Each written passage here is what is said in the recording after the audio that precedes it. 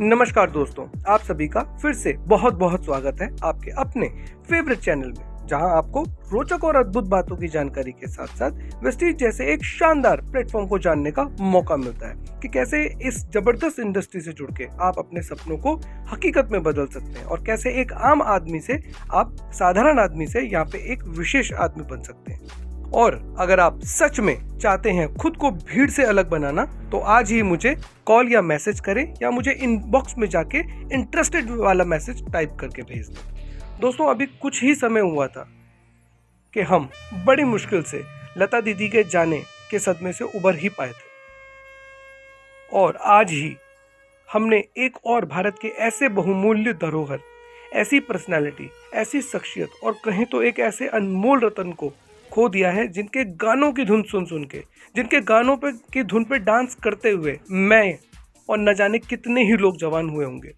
जिनको disco king कहें या डायरेक्टर, प्रोड्यूसर कहें या सिंगर, और कई लोग तो इनको गोल्डन मैन के नाम से भी जानते थे। जी हाँ दोस्तों, बिल्कुल आपने सही पहचाना। आप हैं हमारे लेजेंडरी भप्पी लहरी जी, यानी कि भप्पी दा, जिन्होंने डिस्को के एक नए मुकाम की शुरुआत की। भप्पी दा का जन्म 27 नवंबर 1952 को पश्चिम बंगाल के जलपाईगुड़ी में हुआ था। वो अपने माता पिता की इकलौती संतान थे। इनके जन्म का नाम था अलोकेश लहरी, लेकिन दादा फेमस हुए अपने भप्पी लहरी के नाम से ही। पिता का नाम ओपरेश लहरी और माँ का नाम बांसुरी लहरी था, और आप दोनों ही बंगाली सिंगर्स और म्यूजिशियंस थे। दोस्तों, दादा के निजी जीवन की बात करूं तो उनकी धर्मपत्नी का नाम चित्रानी लहरी और उनसे उनको 2 बच्चे थे, जिनका बेटी का नाम रीमा लहरी और बेटे का नाम बप्पा लहरी। दोस्तों, एक कहावत है ना कि होनहार बिरवान के होत चिकने पात। यही कहावत को सिद्ध किया भप्पी दा ने, क्योंकि उनके जन्म होते ही उन्होंने मात्र अगले 3 साल में ही तबला बजाना सीख लिया था। और तब शायद ही कोई सोच सकता था कि आप भारत के महानतम श्रेष्ठतम संगीतकारों की फेहरिस्त में एक नाम बन जाएंगे।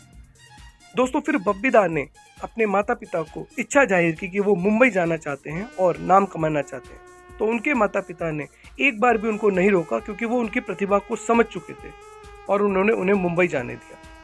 फिर भप्पी दा मुंबई आए, जहां पहले से ही इतने दिग्गज, इतने बड़े बड़े संगीतकार थे। धीरे धीरे भप्पी दा की प्रतिभा को लोग पहचानने लगे और इसे देखते ही उन्हें धीरे धीरे कुछ गाने भी मिलने लगे।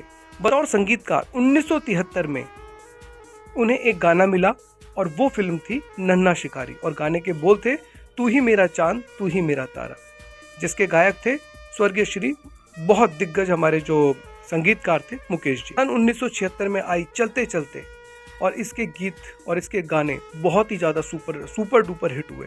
फिर उसके बाद दादा ने कभी पीछे मुड़ के नहीं दिखा और उन्होंने एक से बढ़ के एक फिल्मों में बतौर संगीतकार भी काम किया और कुछ में गायक के रूप में भी काम किया। दोस्तों, हम उस दौर को कैसे भूल सकते हैं जब डिस्को का नया मकाम शुरू हुआ। तब उनका जो एक जुगलबंदी थी मिथुन चक्रवर्ती के साथ, और उनके गानों की जो फेहरिस्त थी वो एक के बाद एक हिट होती चली। डिस्को डांस करने तो पूरी देश को छोड़ो विदेशों में तहलका मचा दिया था। डिस्को को एक नया मुकाम भप्पी दा के द्वारा मिला था, जो अस्मरणीय है, जिसको हम कभी नहीं भूल सकते हैं। और वहीं से मिथुन चक्रवर्ती जी भी कहते हैं कि उनको जो एक पहचान मिली वो वहीं से भप्पी दा के गानों से मिली, और वो इसी के कारण फेमस हुए थे। तो भप्पी दा ने हर क्षेत्र में, हर उसमें अपने गानों के माध्यम से सभी को कहीं ना कहीं आगे बढ़ाया है, प्रोत्साहन दिया है। तो मैं आपको बताना चाहूंगा कि उस दशक के लिए तो दादा ने गाने गाए थे, और अगर मैं इस दशक की बात करूं तो दादा ने उनके लिए नई नई फिल्मों के लिए भी खूब गाने गाए थे, जिनमें से कुछ फेमस गाने थे आप आज भी हम उनको नहीं भूल सकते और आने वाले समय भी नहीं भूल सकते हैं। जैसे अगर मैं बात करूं कि एक गाना डर्टी मूवी का था, ऊ ला ला ला, वो फिल्म उस गाने की वजह से ही हिट हुई थी। और अगर एक गुंडे फिल्म की बात करें तो उसमें एक उन्होंने जो गाना कंपोज किया था, जिसमें संगीत दिया था, वो था तूने मारी एंट्री और दिल में बजी घंटी। वो भी काफ़ी फेमस हुआ था। दोस्तों, भप्पी दा एस.डी. बर्मन और सलील चौधरी जी को अपना आदर्श मानते थे। लता दीदी को वो ममा कहते थे। भप्पी दा ने अपने इंटरव्यू में कहा था एक बार, वो संगीत को इतना गहरा प्रेम करते हैं, और उन्होंने एक लाइन में इसको दर्शाया था कि जिंदगी मेरा गाना और मैं इसी का दीवाना। और दादा को अपनी इन्हीं लाजवाब उपलब्धियों की वजह से उन्हें फिल्म फेयर की ओर से लाइफ टाइम अचीवमेंट के अवार्ड से भी सम्मानित किया गया था। पिता जैसे जितने फेमस अपने गानों के लिए थे, उतने ही फेमस वो अपने गहनों के लिए भी थे। वो कोई भी पोशाक पहनते तो उनमें भारी भरकम उनको गहनों को पहनने का बहुत शौक था, जैसे कि अच्छी बड़ी बड़ी अंगूठियां हों, गले में चेन हो, उन्हें बहुत अच्छा लगता था। और अब बहुत से लोग उन्हें पूरे भारत में ही नहीं, भारत से बाहर भी लोग उन्हें गोल्डन मैन के नाम से जानते थे। वो बोलते भी थे कि गोल्ड इज माई गॉड, क्योंकि गोल्ड उनके लिए बहुत ही ज़्यादा लक्की साबित हुआ था और वो उसे बहुत लक्की मानते थे। दोस्तों, बप्पी दा ने हर दौर में अपने गानों से धूम मचाई है और हर दौर के हीरो को फेमस होने में कहीं ना कहीं उनका गानों का विशेष योगदान रहा है। बप्पी दा हमेशा सिनेमा जगत के महान सितारों के आसमान में एक अनमोल सितारे की तरह चमकते रहेंगे और साथ ही हमारे दिल में भी सदा रहेंगे। वी लव यू बप्पी दा। दोस्तों, फिर से मिलेंगे एक नई वीडियो, एक नई रोचक जानकारी के साथ। तब तक के लिए जय भारत, जय हिंद।